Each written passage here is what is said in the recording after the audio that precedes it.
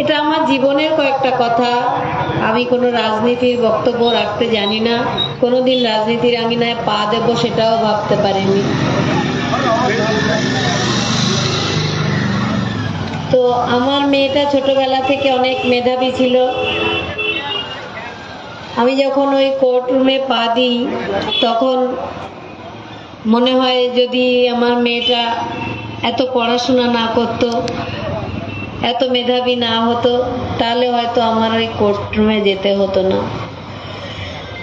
আজকে প্রায় 20 মাস পার, কিন্তু বিচার সেই অধরাই। প্রথমে পুলিশ যে সিভিক ভলেন্টিয়ারকে ধরেছিল, এখনো বিচার সেখানেই, কিছুই এগোয়নি,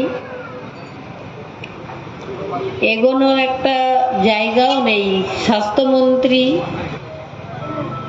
আমি স্বাস্থ্যমন্ত্রীকে সবসময় জিজ্ঞাসা করি, মানে কোশ্চেন রেখেই যাই ওনার কাছে, কারণ ওনার দপ্তরেই আমার মেয়েটা কর্মী ছিল। হসপিটালে স্বাস্থ্যমন্ত্রীর বিনা অনুমতিতে কোনো কাজই হয় না, তাই স্বাস্থ্যমন্ত্রীর অনুমতিতেই আমার মেয়ের খুন ধর্ষণ হয়েছে এবং সমস্ত তথ্য প্রমাণ তার লোপাটও হয়েছে। এবং শেষ তথ্য প্রমাণটুকু ডেড বডিটা থাকলে হয়তো কিছুটা থাকতো, সেটাও আমাদের এলাকার নির্মল ঘোষ, সোমনাথ দে, সঞ্জীব মুখার্জি এরা দ্রুততার সঙ্গে আমাদের বাড়িতে ডেড বডিটা নিয়ে এসেছিল। বেওয়ারিশ লাশের মতো বাইরে পড়েছিল, আমরা টালা থানায় ছিলাম। তো একটা আমার সুন্দর সোনার সংসার, মেয়েটার হাত ধরলে আমার মনে হতো আমি সব থেকে গর্বিত মা। তো আমাদের এই উন্নয়নের জোয়ারে আমাদের মাননীয়া মুখ্যমন্ত্রী বলুন, স্বাস্থ্যমন্ত্রী বলুন বা পুলিশ মন্ত্রী বলুন, তার এই 15 বছর ধরে উন্নয়নের জোয়ারে আমার একটা সোনার সংসার ভেসেই গেছে। সমস্ত কিছু আমার মেয়ে এত কষ্ট করে যা করেছিল সব গঙ্গার জলে আমরা ভাসিয়েই দিয়েছি। বেঁচে আছি মেয়ের বিচারের জন্য। কিন্তু এইভাবে তো আর জীবন চলে না। তাই আমি রাজনীতিতে ময়দানে পা দিয়েছি। আমার মেয়ে তো চলেই গেছে, আমার ঘর শূন্য হয়েছে, কিন্তু আর কোনো ঘরে যেন এরকম ঘটনা না ঘটে।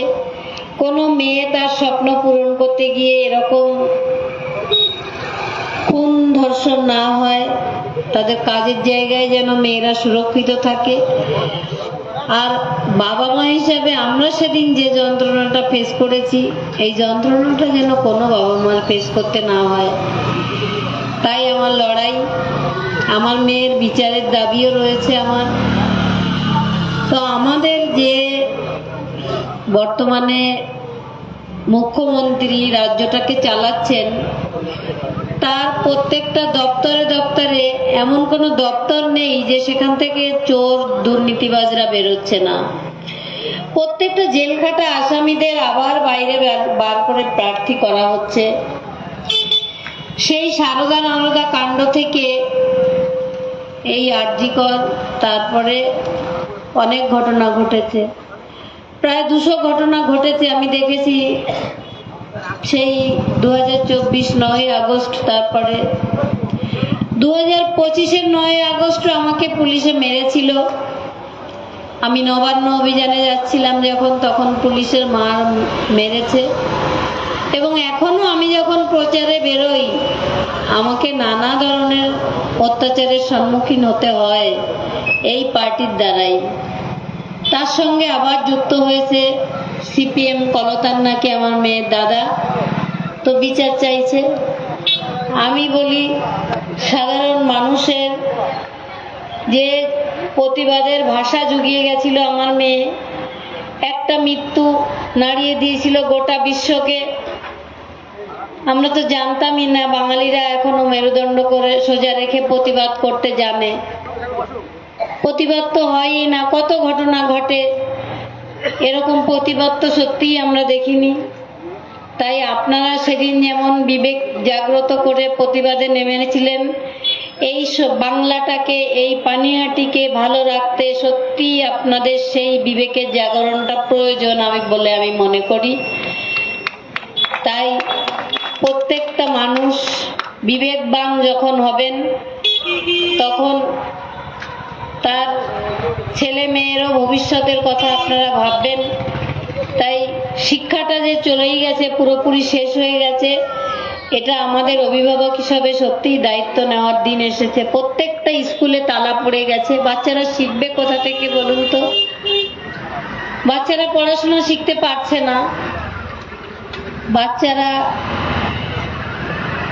বাবা মায়েরাও সেই অভিভাবকত্বের জায়গাটা দেবেন যেন ভালো মানুষ আগে তারা তৈরি হয়, পরে ডাক্তার ইঞ্জিনিয়ার যা হওয়ার, কিন্তু ছোটবেলা থেকে তার চরিত্রটাকে গঠন করতে, তার মানবিক সমস্ত দিকগুলো তুলে ধরতে সমস্ত বাবা মাদের কাছে আমি এটা অনুরোধ করব। কারণ এটা আমি আমার মেয়েকে শেখাতাম, আগে ভালো মানুষ হও তারপরে সবকিছু। এই জন্যই আমি বলি আগে ভালো মানুষ হও, সবাই সবাই বিবেক জাগ্রত হোক, চেতনা জাগ্রত হোক, তাহলে হয়তো আমরা একটা সুন্দর পানিহাটি উপহার দিতে পারবো, একটা সুন্দর পশ্চিমবঙ্গ উপহার দিতে পারবো।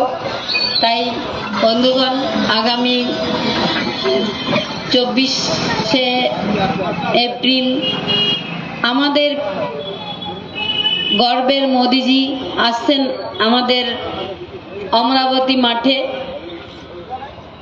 তাই যারা 14 তারিখ রাত দখলে নেমেছিলেন, তখন কোনো যেমন জাতি ধর্ম বর্ণ নির্বিশেষে আমরা নেমেছিলাম, আমরা অত মানুষ মিলে আমাদের প্রিয় মোদিজিকে সংবর্ধনা দেব, বরণ করে নেব এবং 29শে এপ্রিল আমাদের নিজেদের গণতান্ত্রিক অধিকার প্রয়োগ করার আগে আমরা পদ্মফুল চিহ্নে ভোট দেব এবং সমস্ত পানিহাটি জিতবে, আমি জিতব এবং সারা পশ্চিমবঙ্গে পদ্মফুল ফুটবে, এই আশা রেখে এবং সবাইকে প্রতিবাদে থাকতে বলার একবার অঙ্গীকারবদ্ধ হব।